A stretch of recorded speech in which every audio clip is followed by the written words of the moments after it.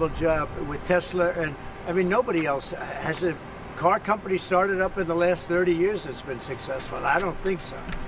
And not only successful, but super successful. And because he's able to find billions and billions and billions of dollars of fraud and waste and all of the things. I mean, our country is going to be very strong very soon because of a lot of the things that he's done and a lot of the things that I'm doing.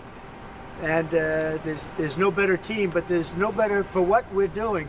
There's nobody like this, and he shouldn't be penalized. But because he's finding all sorts of terrible things that have taken place against our country, they want to penalize him in an economic sense, and I just think that's very unfair. So I just wanted to make a statement. I'm going to buy one now. And I just want to thank the president for his support. This means a lot. And also thank everyone out there who is supporting Tesla. It's really terrible that there's so much violence being perpetrated against people at Tesla, Tesla supporters, Tesla owners, Tesla stores. These are innocent people who've done nothing wrong. Buying a Tesla will boost Tesla sales and boost Well, I their hope stock? it does. Look. Was that your goal? I care by doing about this? one thing. When somebody's a great patriot, they shouldn't be hurt. He's a great patriot. I guess this is for Elon Musk. Is there a discount?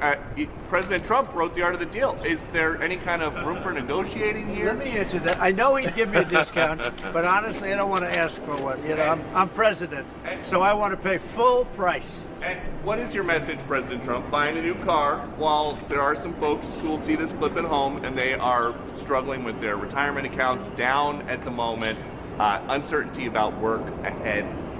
Well, I think they're going to do great. I think our country had to do this. We had to go and do this. They've taken away, other countries have taken away our business. They've taken away our jobs. We had the greatest economy in the history of our country. And then we had COVID, which we had to straighten out. So I didn't want to be doing anything with respect to other countries at that time. And we did a great job with it. This economy, in my opinion, is going to blow it away. But what I have to do is I have to get the workers back. I have to get the factories open. We have to have drops, and markets are going to go up and they're going to go down. Yeah. But you know what? We have to rebuild our country. Our country has been stripped of its job policy. You know, it's really a policy because we have great workers, great people. It's really a policy of taxing and incentives. And I'm bringing the incentives back. We've been treated very unfairly by Canada. We've been treated very unfairly by Mexico. But we've been treated very unfairly by every country all over the world. The European Union is horrible, horrible. And we're going to get it back. And I have a choice. I could just coast, and eventually there'd be a blow-up down the road, maybe a long way.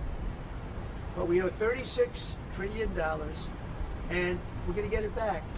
We're the biggest, we're the best, and I'm very optimistic. I have to tell you, I'm very optimistic about the country.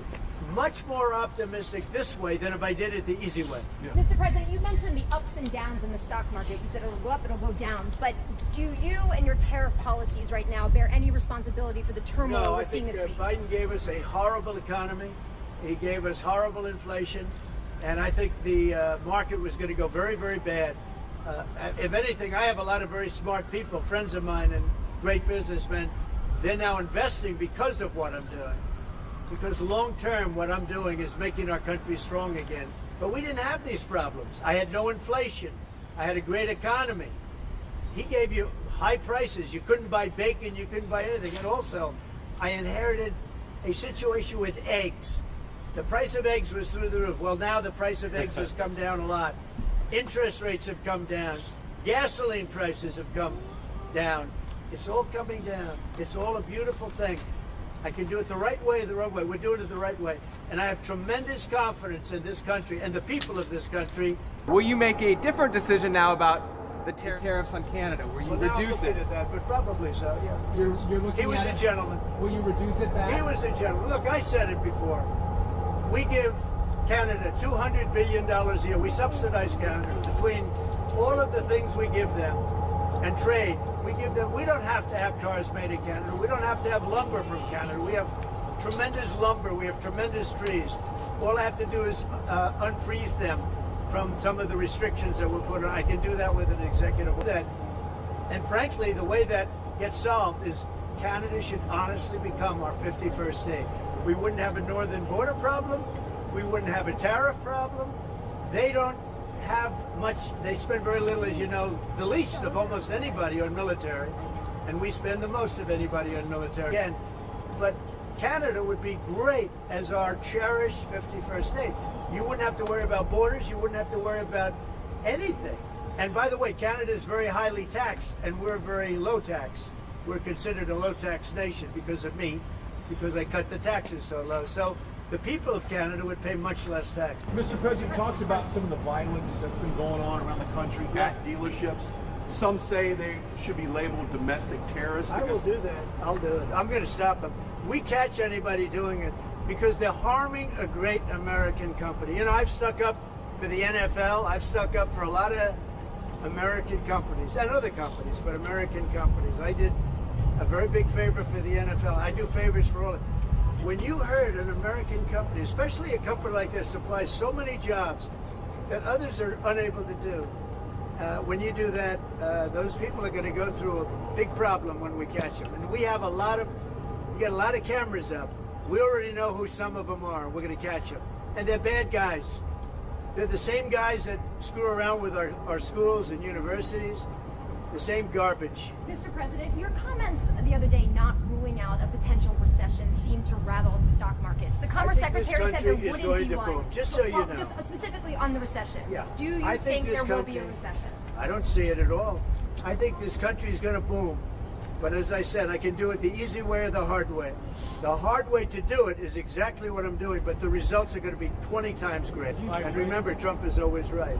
And what do you say to Americans? You look at what I've said over the last 10 years. Trump has been right in all the time. This is the way to do it. We're going to make America great again. So, Mr. President, when you look at the market selling off, that didn't concern you, and Nope, where do you see it doesn't going? concern me. I think some people are going to make great deals by buying stocks and bonds and all the things they're buying. I think we're going to have an economy that's a real economy, not a fake economy. It was a fake economy. They were putting in all government jobs. You see what happened last month? We had more real jobs, and government jobs are way down. That's going to continue. Those are real jobs. Those are jobs that keep the country going. There's this protest leader from Columbia University that the administration is moving to deport. And he said that his arrest is going to be the first of many. How many? I think we ought to get them all out of the country. They're troublemakers. They're agitators. They don't love our country. We ought to get him the hell out. I think that guy, we ought to get him. I heard his statements too. They were plenty bad. And I think we ought to get him the hell out of the country.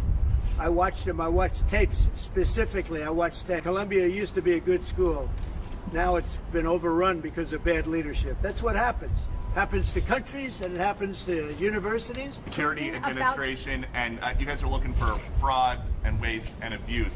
Can you guarantee people who are concerned about an interruption to benefits that there will not be? Yes, we're going to be very careful with any interruption to benefits. In fact, only by tackling the waste and fraud in entitlements like Social Security, Medicare, can we actually preserve those programs for the future. Because with unchecked fraud and waste, we won't be able to afford them. And that's, I think, you'll see the truth of that in the months to come. Mr. President, will you talk to Vladimir Putin about this ceasefire deal? Do you think you need to have a conversation with him to get the Russians to agree? I'll talk to Vladimir Putin, yeah. When will I you want to talk get, to look, that's the other, it takes two to tango, as they say, right? So hopefully he'll also agree, and I really think that would be 75% of the way. The rest is getting it documented and, negotiating land positions, etc. So you'll talk to him this week about the deal? I think so, yeah. So And then you when do you have a anticipate meeting ceasefire him in person? in place on the Ukrainian side. How close do you think then you are to a total ceasefire with Well, I hope it'll be over the next few days. I'd like to see. I know we have a big meeting with Russia tomorrow, and some great conversations hopefully will ensue. Okay? Thank you, everybody. Thanks, President Trump. President. Good looking guy. Elon. Thank you, everybody.